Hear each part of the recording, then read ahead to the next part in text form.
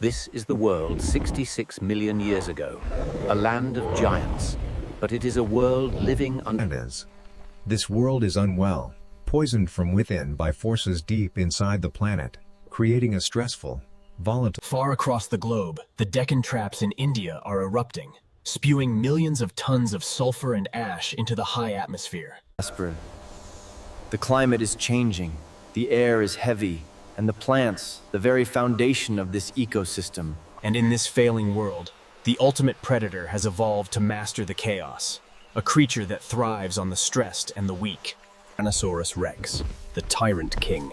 He is the largest terrestrial carnivore of all time, a 9-ton apex predator. His entire body is a finely tuned sensory platform, built to locate prey in this challenging world, starting with his phenomenal sense of smell. His enormous olfactory bulbs, larger than his brain's reasoning centers, can detect the scent of a carcass from miles away. But his vision is his true weapon. His forward-facing eyes, the size of grapefruits, give him binocular vision superior to a modern hawk. He doesn't just see the world, he perceives it in three-dimensional, high-definition detail, allowing him to judge distance perfectly. He is hungry. His massive metabolism demands constant fuel, a difficult task in a world. His senses lock onto a nearby riverbank, a gathering place for the last great herds of Edmontosaurus, his preferred prey. Nearby, armored triceratops, a much more dangerous proposition, forage for the last of the nutritious ferns. And Ankylosaurus, a living fortress of armor and a bone-shattering tail club, moves through the undergrowth. The king ignores the armored prey. He is an intelligent hunter, an ambush specialist, and he seeks an easier, more efficient meal. His focus narrows. He targets a single individual, one that has strayed to the edge of the herd to drink from the river. The approach begins. For a 9-ton animal, his movements are astonishingly silent, his massive feet placed with precision. He uses the dense foliage and the contours of the land as cover, his dappled hide blending with the shadows of the forest. The targeted Edmontosaurus, sensing a change in the air, lifts its head, its nostrils flaring nervously, but it sees nothing. It is a fatal hesitation. The T-Rex explodes from the tree line, a sudden, terrifying burst of speed. The herd erupts in panic, their cries echoing as they scatter, but the king is focused, his eyes locked on his chosen target. The T-Rex closes the distance in seconds, its long, powerful strides covering 30 feet of ground at a time. He strikes from the side, a collision of titans. His true weapon is not just his tooth fossils, but his head, used as a battering ram. The force of the impact, powered by 9 tons, shatters the prey's hip, sending it crashing to the ground. Before the prey can recover, the king delivers the killing bite. His skull, built with kinetic, shock-absorbing bones, allows him to unleash the most powerful bite force of any animal on Earth. Over 12,000 pounds of pressure. The hunt is over in seconds. The rest of the Edmontosaurus herd, watching from a safe distance on a hilltop, can only look on, their anxious calls fading. The king claims his reward, dragging the massive carcass into the cover of the trees to feed, safe from scavengers. He is not just a hunter. Fossil evidence suggests he was a complex animal, possibly living in small family groups. This is an educational, artistic interpretation. These bonds would have been crucial for protecting their vulnerable young. A hatchling, covered in downy feathers, was tiny, no larger than a turkey, and faced a world of dangers. As they grew, young tyrannosaurs were built differently from the adults. They were slender, long-legged, and incredibly fast. They filled a different ecological niche, hunting small, agile prey, while the adults tackled the giant herbivores. But life for a T-Rex was a violent struggle, etched into their very fossil bones. Fossil skulls showed deep puncture wounds from rivals, evidence of brutal face-biting dominance displays. And hunting was a dangerous occupation. A well-placed kick from a triceratops could break a leg, a death sentence for a bipedal hunter. The king endured, a testament to its powerful biology. but the world itself was becoming the greater threat. As night falls, the world changes. The air grows cold under the volcanic haze, and the giants sleep. The T-Rex, full from its meal, settles to rest, its massive body conserving warmth, its breathing deep and rhythmic. But the night is not silent. In the shadows of the giants, a new kind of life is emerging. Small, warm-blooded, and adaptable. These are our ancestors, creatures of the underworld, navigating a world built for titans, surviving on wits and speed. They are witnesses to the closing act of the dinosaur age, a time when the Earth's environment is collapsing. The dawn here is unlike any other. A permanent shroud of volcanic pollution. The acid rain, a byproduct of the eruptions, is poisoning the water sources, killing the bass, and choking the rivers. The great herbivores, the T-Rex food source, are starving. They dig at the ash-covered ground for roots, their bodies growing weaker. The entire food web is collapsing from the bottom up. The T-Rex, as the apex, is the king's hunts become more difficult. The prey is scarce, and what remains is often too sick to provide good sustenance. He is forced to scavenge more, a sign of desperation, patrolling his territory for any opportunity, any sign of life. He approaches a carcass, not a kill, but an Edmontosaurus that died of starvation. He is cautious, but his hunger is overwhelming. The world is becoming unrecognizable, a grey, toxic shadow of the lush paradise it once was. The king roars, a sound of frustration, a challenge to an enemy it cannot see and there is no answer but the wind and the constant, whisper-quiet fall of ash, blanketing the dead world. This was the twilight of the dinosaurs, an age of stress, sickness, and scarcity. The ecosystem was collapsing. But the tyrant king was a survivor, a specialist at the end of its time, still patrolling. His senses still scan for any opportunity, any remaining source of food, no matter how dangerous. A lone ankylosaurus, separated from its group, its armor a challenge, but its body a vital source of calories. The T-Rex is hungry enough to take the risk. He begins to circle, probing for a weakness in the living fortress. The Ankylosaurus hunkers down, its low-slung body protected by bone plates, and swings its massive tail club in warning. This is a tense stalemate. The T-Rex cannot get a killing bite, and the Ankylosaurus cannot flee. The T-Rex lunges, a feint, snapping his jaws to test the defense, looking for an opening to flip the smaller dinosaur. The tail club swings, a bone-shattering force aimed at the T-Rex's fragile legs. The T-Rex, surprisingly agile, leaps back, narrowly avoiding the blow. The club smashes into the dirt where his foot was. The king is intelligent. He assesses the risk. A broken leg means starvation. The reward is not worth the gamble. He moves on, leaving the armored dinosaur behind, his hunger unabated. Energy conservation is key in this failing world.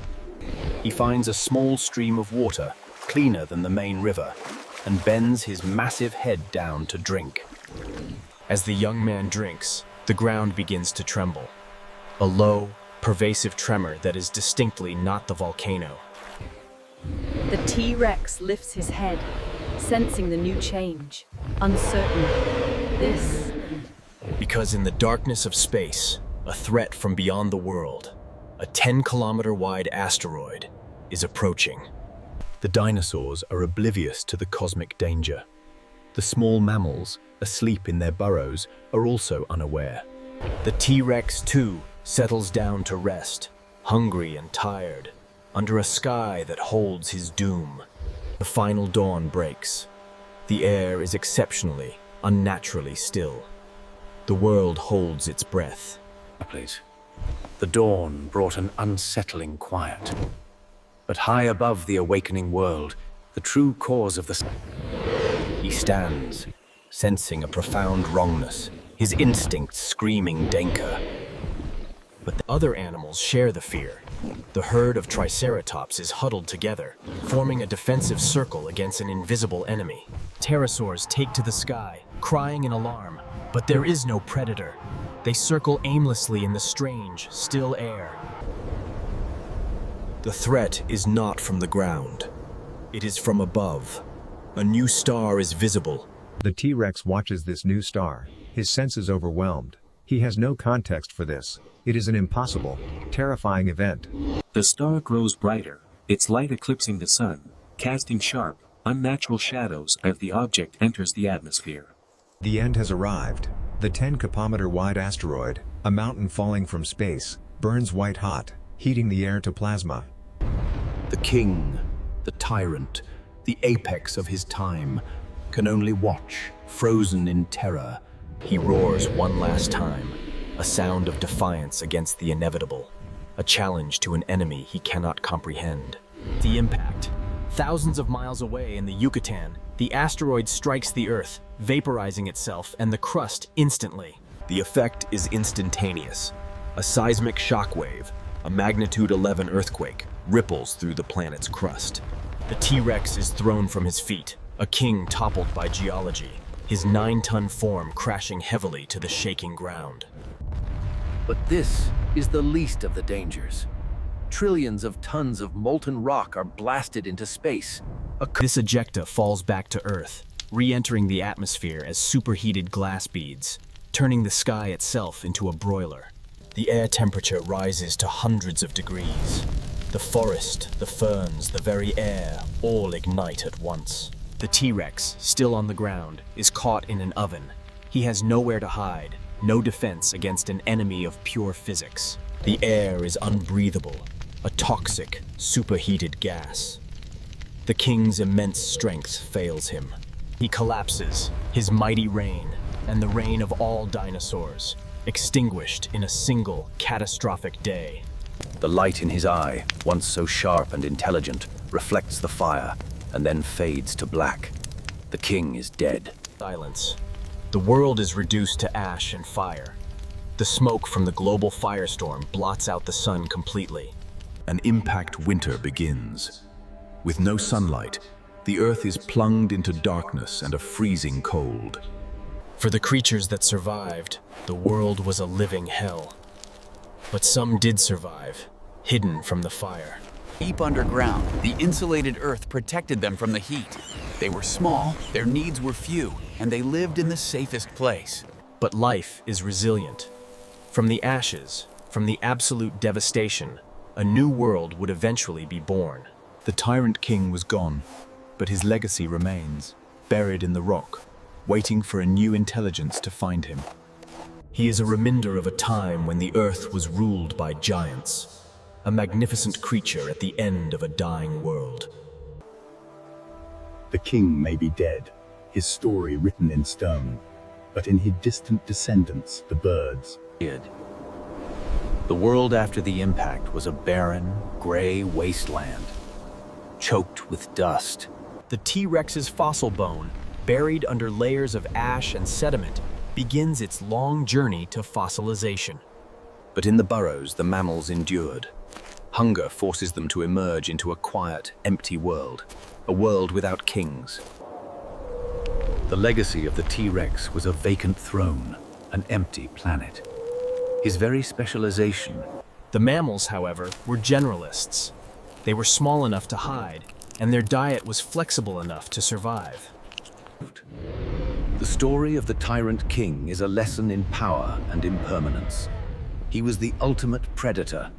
His image endures, a symbol of nature's awesome power, but also a symbol of the fragility of specialization. The Earth entered a new chapter, the Cenozoic, the age of mammals. The world was reborn in a carpet of ferns.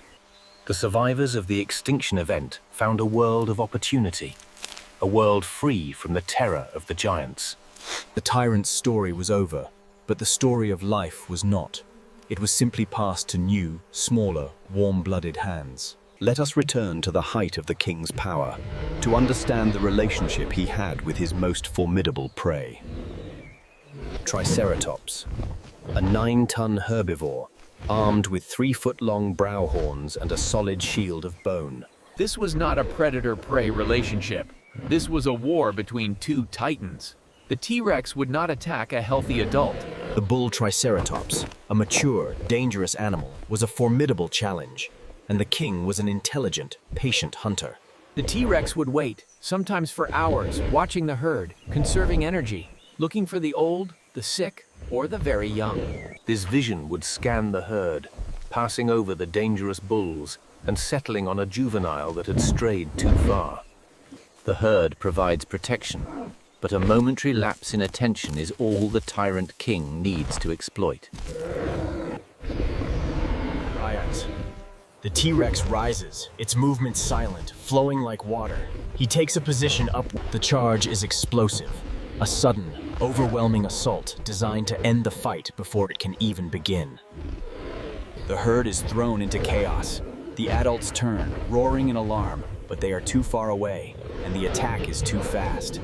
The T-Rex uses its immense head and weight to slam into the juvenile, knocking it off its feet before its horns can be a threat. The battle is brief. The king is victorious, and the herd is forced to keep its distance, their anger useless against the apex predator. He feeds, replenishing the massive energy stores his body requires. This was the reality of the Cretaceous, life and death in balance. But the world itself was out of balance. As the sun sets, the volcano on the horizon lets out another puff of black smoke. The T-Rex, a product of a stable ecosystem, lifts his head, his form caked in the ash that has fallen even during his meal. That ecosystem was vanishing. The plants were withered, the air was toxic, and every meal was a victory against a failing world. As the T-Rex moves on, sated, the smaller scavengers move in, cleaning up the king's leftovers. A community of opportunists, dromaeosaurs and mammals, thriving in the cracks of the collapsing, giant-dominated world. The T-Rex finds a high point to rest and digest, looking out over his kingdom, a kingdom of shadows and dust. The tyrant king, supreme in his power, is unaware that this dying world has only one day left. He is unaware of the cosmic visitor, the new star that is growing brighter in his sky, even as he rests. He was the last of his kind, a magnificent expression of an era. But his time was over. The final night of the Cretaceous falls, but it is not a normal night. The new star is now visibly brighter. The T-Rex settles to rest, his massive form settling down, his breathing deep and slow, unaware of the approaching catastrophe. His dreams are not of fire from the sky, but of the hunt, of the power that defined his entire existence. This is the final night of the Mesozoic era, a 160 million year dynasty of giants. The asteroid, the size of a mountain, is traveling at over 40,000 miles per hour, its surface superheating as it nears the atmosphere. Its target, a shallow sea, near the coast of modern-day Mexico, the perfect spot to cause maximum global devastation. Thousands of miles north, the king is blissfully unaware. A small opossum scurries past his snout, pausing, then vanishing into the ferns. The dawn of the final day. The air is still. The world holds its breath, the silence absolute. The T-Rex wakes, his eyes snapping open, disturbed by the profound, unnatural quiet. As the golden hour descends, the asteroid, now visible in the daylight, draws the gaze of the apex predator. He has never seen anything like it. His instincts have no answer for a threat of this magnitude. The sky becomes a sheet of white fire as the asteroid enters the lower atmosphere, brighter than 1,000 suns. The T-Rex roars, a final, futile act of defiance against the falling sky. The impact. A silent flash of light brighter than an atomic bomb as the crust is vaporized. The seismic wave, a magnitude 11 earthquake, arrives first, traveling through the rock, throwing the T-Rex to the ground. Then, the thermal wave. The superheated ejecta, falling back from space, ignites the atmosphere. An African-American king with a metallic crown is consumed by fire. His reign ended, they were not by a rival but by a... The shock wave follows.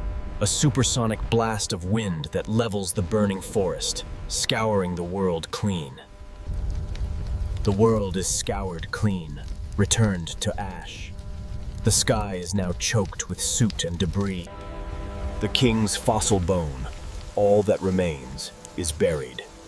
A toxic black rain rich. In the burrows, the badger mammals survived the fire. Deep underground, they were insulated from the impossible heat. Now they face a new test, a world of darkness, a global winter that will last for years, a world without plants. Days turn into weeks. The surface is a frozen, toxic wasteland.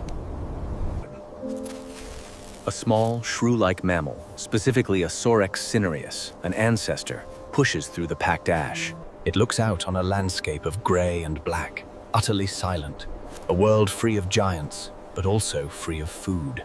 The T-Rex, a specialist, was doomed by its perfection.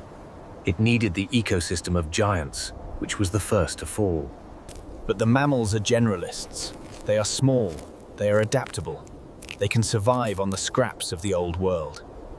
They find sustenance in roots, cooked in the earth by the thermal blast, and in the insects that also survived underground. The T-Rex's fossil bone is washed by the black, acidic rain, its story now waiting for the future. The mammals, the inheritors of this broken earth, huddle together for warmth against the freezing cold. For years, the darkness persisted. The earth was a frozen, dead world, its surface locked in a nuclear winter. The T-Rex world was buried, its story waiting to be discovered, as new layers of sediment covered his fossil bones. But life finds a way. Slowly, after years, the dust in the atmosphere begins to settle. Touches the surface. The first green to return is not a tree, but a sudden, explosive, fern spike. A world carpeted in ferns, the first step to recovery. The plants begin the long process of healing the air. For the mammals, this is a paradise. A world of cover, a world of insects, and a world without giant predators. The age of mammals has truly begun. The vacant throne of the T-Rex will be filled. The legacy of the T-Rex is this new world, a world he did not create, but one made possible by his absence. 6 to 6 million years later, we find his story, unearthed from a Montana hillside. The tyrant king, reassembled, stands as a monument to a lost world, a different kind of Earth. We study his fossil bones and we read the clues of his life, a life of power, violence, and constant struggle. We see the serrated edges of his tooth fossils, railroad spikes designed to crush bone, a specialist's weapon.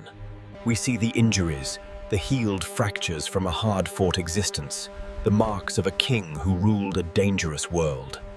And we see his end, written in the layer of ash and iridium, the signature of the asteroid that buried him.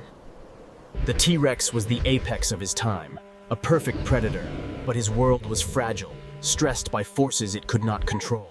The asteroid was not a targeted attack, but a random act of cosmic chance, a punctuation mark on a story already ending.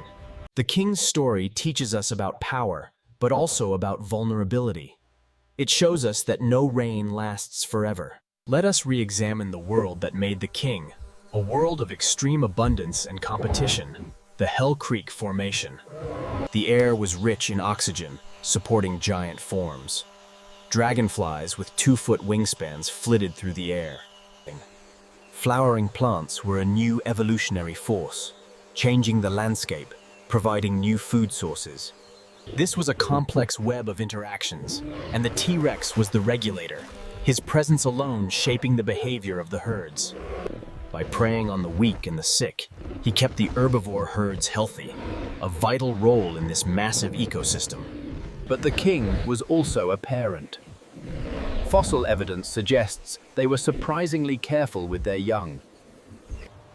This is an educational, artistic interpretation. A chick of a Eurobird, small. The adult's massive head, with its bone-crushing jaws, lowers, nudging the hatchling with impossible gentleness. For the first years, life was incredibly dangerous, and the parent's protection was constant against a world of predators. The adult's warning roar is enough to scatter the smaller, faster dromaeosaurs, securing the nest. This was the other side of the tyrant, the careful, protective parent, investing in the next generation. But this soft light could not last. The world was changing, the environment collapsing faster than they could adapt. The failing environment meant less food for the herds, and less food for the herds meant starvation for the king. The young, growing T-Rex, with their high metabolisms, would have been the most vulnerable to this scarcity. The dying world was ending the dynasty even before the asteroid arrived. A long, slow extinction. A South Asian king, middle-aged, was a specialist in a world that now rewarded generalists, like the small mammal. The T-Rex was trapped, a giant in a dwindling world, a tragic figure of obsolete, starving power. Then came the final, random, and perhaps mercifully quick end, a flash of light from the heavens. The story of the T-Rex is not just about its power, but about the fragility of life, even the most powerful. It is a story of a world that vanished in fire and dust, a world we only know from the fossil bones left behind. And it is a story of the survivors who inherited the Earth, the small mammals who would give rise to a new age. The king is dead, the dynasty is over, but his reign, at the very end of his world, was absolute. Let us look closer at the king's final moments, a moment of unimaginable violence. The seismic wave, a magnitude 11 earthquake, arrives first, rippling through the crust, liquefying the ground. The T-Rex, 40 feet long and 9 tons, is thrown to the ground, his powerful legs finding no purchase on the shaking earth. Then, the sky ignites. The falling ejecta, red-hot glass beads, fill the air. The T-Rex, caught in this global broiler, is cooked alive in seconds, its form shimmering in the intense heat. Its reign, its life, its world, all gone. The light fades from its eye. The world burns. The smoke blots out the sun. A male king of European... But the story of its power is not forgotten. It is rediscovered in the museum, a monument to a lost world. Let us review the adaptations that defined the Tyrant King, starting with the skull, a framework of fused, kinetic bones. This unique structure allowed it to absorb the impact of its own incredible bite, a force that would shatter its own skull otherwise.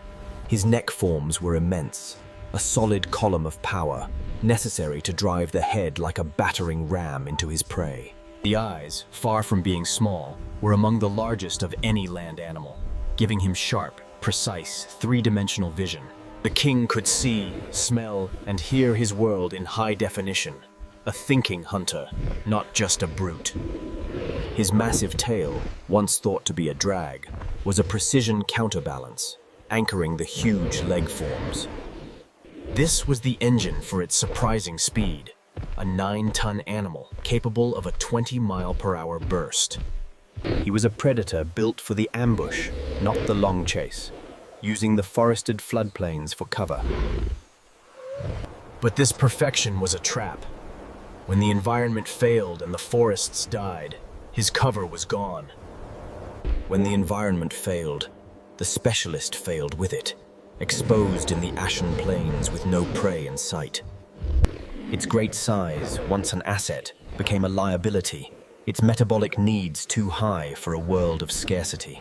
The king was a creature of abundance, but its world had become a world of famine, even before the asteroid. The asteroid was just the final, decisive blow. The story of the T-Rex is one of specialization. The story of the mammals is one of adaptability. Their simple needs allowed them to eat almost anything. When the world changed overnight, the adaptable survived, and the specialists, no matter how powerful, were lost. The Tyrant King's reign was brief, just 2 million years, a final, glorious chapter in the 160 million year story. We remember him as the ultimate predator, a magnificent creature of power, the king who ruled at the end of the world. What of the other giants of this dying world? The Triceratops, the T-Rex's most formidable prey, were also struggling. Their massive frills were not just for defense, but for display, a social signal in a world that was falling silent. But their beaks, designed to shear tough cycads, were worn and cracked from chewing on ash-covered, nutrient-poor plants. The herds were smaller, the animals weaker.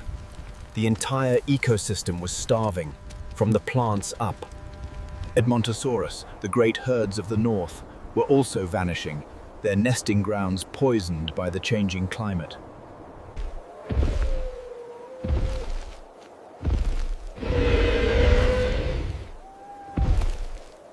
The sky offered no comfort, only the growing volcanic haze and a new, impossible light. The king was strong, but its kingdom was already dead. The asteroid was simply the final, closing act. The Triceratops herd, caught in the open, had no chance, their armor useless against the thermal wave. The Ankylosaurus, cooked within its own shell, was a fortress that could not defend against an enemy from the sky. Even the pterosaurs in the air were incinerated, their wings folding as the superheated air vaporized them. In minutes, the world of the giants was sterilized, a silent, smoldering, black planet. Only those underground, like the mammals, or in the deep water, like the crocodiles, had any hope of survival. The T-Rex story is one of ultimate power and ultimate vulnerability. He was the right predator for the wrong time. A Latin American king, crowned at the end of days. His story, a memorial to The world that followed was a blank slate, and the mammals, small and warm-blooded, were ready to write the next chapter. They would diversify, grow, and eventually, one of them would learn to speak and to tell the story of the fallen king. We are here because the T-Rex is not. The tyrant's fall gave rise to our world, and we are the inheritors of his broken kingdom. His story, written in fossil bone, is now a part of our own. A time of giants, ruled by a tyrant king. The scale of the T-Rex is hard to comprehend. A head over 5 feet long, with tooth fossils like railroad spikes. His body was a 9-ton engine of forms, yet he was not invincible. He was a creature of flesh and bone, and he had to be careful. A fall, for an animal this size, could be a death sentence.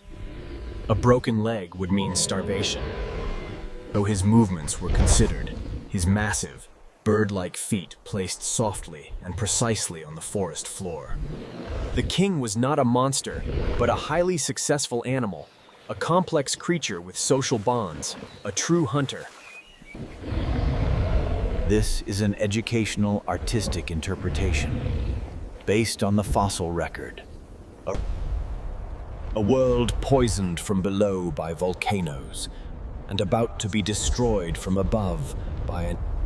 The East Asian king, a middle-aged man with a wise expression, had no defense. His story ends in fire, and our story begins in the ash, a world reborn from the tyrant's shadow. The legacy of the T-Rex is a fossil, a perfect specimen of a lost time, a silent teacher. We, the inheritors, are left to tell its story. The story of the tyrant king. The world of the T-Rex was also a world of sound, much of it too deep for us to hear.